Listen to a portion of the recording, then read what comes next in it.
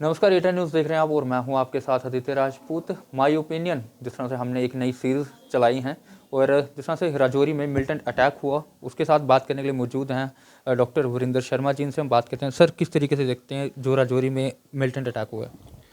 देखिए, पहली बात तो इसको मिलिटेंट अटैक हमें बोलना नहीं है, हमें टर्मिनोलॉजी अपनी ठीक करनी है।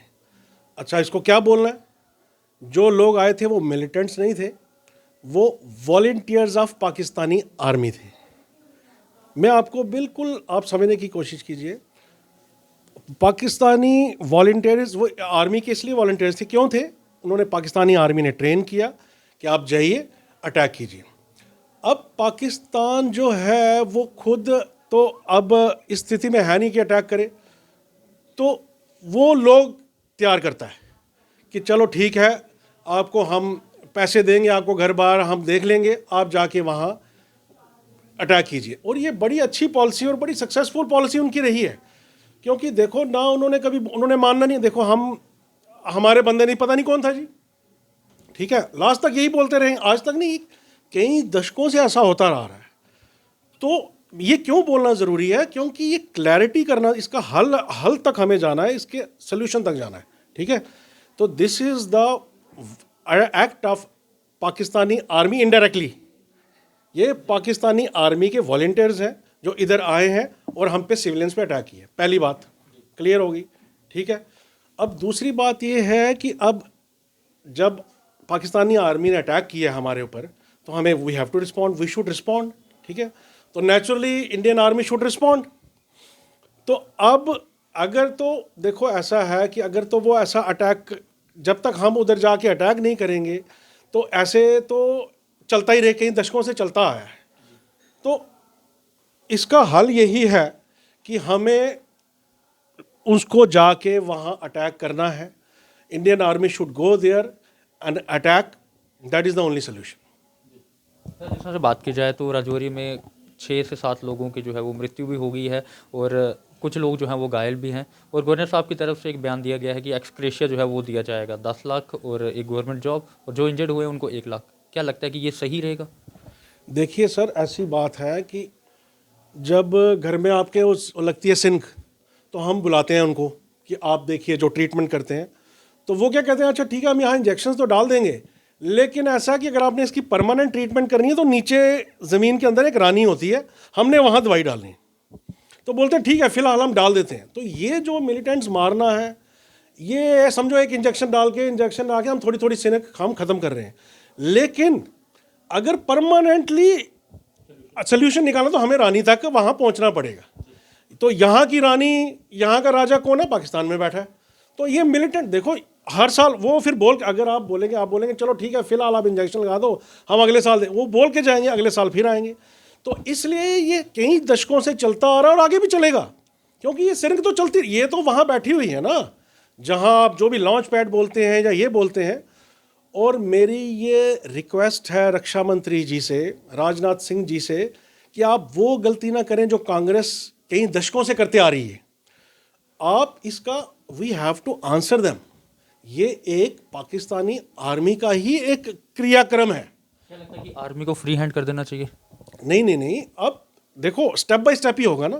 पहले तो उनको आप एक स्ट्रिक्ट वार्निंग दीजिए कि देखिए, अगर आप हमें अटैक करेंगे किसी भी तरह, चाहे सिविलियंस को, तो हम आपके सिविलियंस अटैक करेंगे, अगर आप आर्मी अटैक करते हो हम आपको आर्मी अटैक करेंगे। क्लियरली बोल दिया जाए कि from now onwards we are going to attack you, we are not going to tolerate this. Indirectly आप ये कहना चाहते हैं कि पाकिस्तान से एक बार बात होनी चाहिए? देखिए, पाकिस्तान आर्मी की, देखो वहाँ क्या, ये कैसे होता है मैं आपको बताता हूँ। पाकिस्तानी जो जनरल हैं, वो आपको पता, आप भी हिस्ट्री देख लो इनकी, जितने जनरल बने आज तक, सारे करोड़पति नहीं अरबोंपति हैं।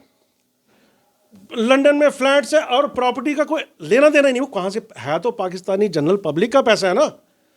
तो उन्होंने कैसा उन्होंने देखो, उनकी वो दुकान है, पाकिस्तानी आर्मी की वो दुकान है। अब उन्होंने क्या, अब लेना है जनता से पैसा या सरकार से पैसा, वो क्या बोलेंगे? उन्होंने एक फियर साइकोसिस डेवलप किया पाकिस्तानी जनता में कि भाई देखो, हिंदुस्तान से हमें खतरा है, हमें यहाँ जहाज खरीद रहे हैं, हमें यहाँ वो कोई, लेकिन सच क्या है आप देखो, बिल्कुल क्लैरिटी से मैं आपको बताऊंगा, हिस्ट्री देख लो।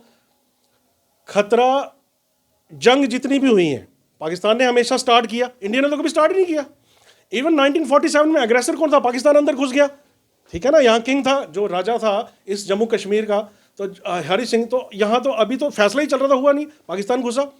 तो एक्चुअल में खतरा हिंदुस्तान को है पाकिस्तान से, बिल्कुल क्लैरिटी से मैं आपको बोल रहा हूँ। हिस्ट्री आप पढ़ लो, जितनी जंगें हुई हैं पाकिस्तान ने स्टार्ट की हैं। तो हुआ क्या कि खतरा हिंदुस्तान को, पाकिस्तान को हमसे कोई खतरा नहीं है, क्यों? हमने कभी शुरुआत नहीं की। लेकिन उन्होंने एक फियर साइकोसिस डाला कि देखो जी, हिंदुस्तान एक कहाँ पाकिस्तान की पब्लिक है, पैसा कहाँ से लाना है? देखो पाकिस्तान, ये तो अब देखो पाकिस्तान की जनता को देखना है कि भाई हमें ये इतने सालों से बेवकूफ़ बना रहे हैं, और उनको क्या बता, देखो जी वहाँ बड़ी जुल्म सितम है जम्मू कश्मीर में। मैं यहाँ से ही पैदा हुआ हूँ, यहाँ हमें तो कोई जुल्म सितम आज तक देखा नहीं, ठीक है। ये तो एक बिल्कुल झूठ है। और जुल्म सितम की मैं बात करूँ, जुल्म सितम अगर जम्मू कश्मीर में हुआ है तो वो पाकिस्तान से हुआ है। मैं अपने से शुरू, हमारे दादा परदादे रहते थे मीरपुर में, पाकिस्तान में है, वहाँ से कौन किसने अटैक किया, सब आज पता नहीं कितने लोग मरे, कितने जम्मू में पहुँचे, तो कौन अग्रेसर था, किसने जुल्म सितम किया। अच्छा चलो, तब ब्रिटिशर्स से बेड़ा गर्क हुआ, उसके बाद कश्मीरी पंडित को वहाँ से मार के भगाया गया, वो किसने किया? पाकिस्तान ने। तो जुल्म सितम किसने किया? पाकिस्तान ने। उसके बाद जितने भी कश्मीर में या जम्मू में कोई टेरर अटैक हुए वो कहाँ लिंक्ड है? पाकिस्तान से। तो जुल्म सितम कर कौन रहा है? पाकिस्तान, बिल्कुल क्लियर है इसमें।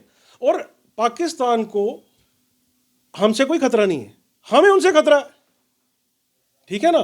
तो ये पाकिस्तान जनता देखे कि भाई किसको लाना है, कोई कितनी, देखो अब पीपल आर अब जो इमरान खान था, ही वॉज कनेक्टेड टू, ये बदकिस्मती है पाकिस्तान के लोगों की, जो वहाँ भी वो प्राइम मिनिस्टर नहीं है, तो ये जब से शहबाज शरीफ आया ये इधर उधर बोलना शुरू हो गया, ठीक है ना, पता इनको कुछ है नहीं।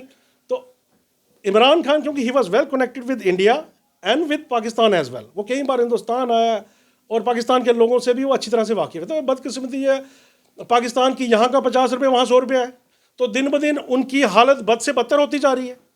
तो लेकिन पाकिस्तानी आर्मी का बस यही अपनी दुकान चलानी है जी, बस किसी तरीके से पैसा लो, माल लो लोगों का, सरकार से जहाज लो। ये आपको पता है कहीं जहाज तो रिटायर भी हो गए, यूज ही नहीं हुए।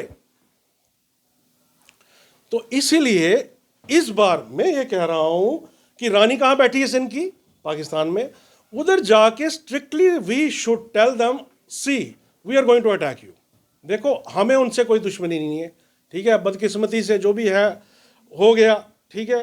तो we are going to attack you and attack you very very hard this time.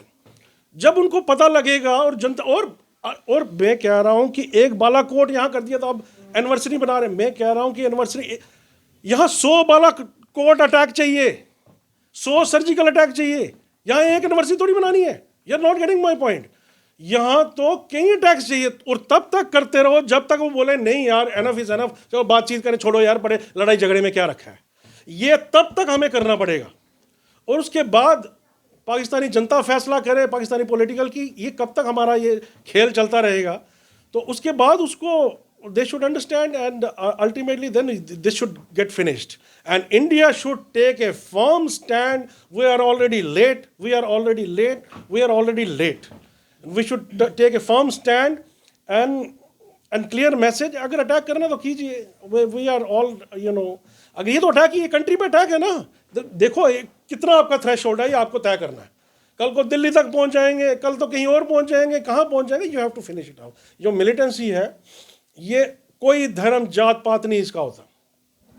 आखिरी सवाल रहेगा सर, बीजेपी के अध्यक्ष रविंदर रैना जी स्पॉट पर पहुंचे, लेकिन कांग्रेस के नेता जो रमन भल्ला जी हैं वो जाने की कोशिश कर रहे थे, लेकिन उन्होंने को एडमिनिस्ट्रेशन ने जाने नहीं दिया। क्या कहना चाहेंगे, किस बात का भेदभाव है? नहीं, सबको जाने दिया जाए, ये नहीं है कि ठीक हो, सब एवरीबडी इज़ इम्पॉर्टेंट, हम किसी को क्यों रोकें। देखो सबका अपना अपना ये, इस पर मैं पॉलिटिकल में मैं ज़्यादा पढ़ना नहीं चाहता, इसमें मैं कुछ ज़्यादा इसमें मैं टिप्पणी नहीं करूँगा। लेकिन ये एक दुखद घड़ी है हमारे लिए, एक शोक की घड़ी है हम सब के लिए। तो हम सब उन फ़िलहाल परिवार के साथ बड़ा हमारा शोक है और बड़ा दुख है कि ऐसा हुआ, लेकिन फ्यूचर में एटलीस्ट ऐसा ना हो। ये हम रक्षा मंत्री जी से फिर अपील करूँगा कि we have to take a firm stand, we have to take a zero tolerance policy till Pakistan understands कि इस लड़ाई झगड़े में कुछ नहीं रखा हुआ, भाई रल मिल के आगे बढ़ना है। बहुत शुक्रिया बात करने के लिए। तो ये थे हमारे साथ डॉक्टर वीरेंद्र शर्मा जी, जिनके साथ आज हमने बात की और इनका साफ तौर पे कहना है कि एक नहीं बल्कि 1000 सर्जिकल स्ट्राइक जो है वो पाकिस्तान पर होनी चाहिए।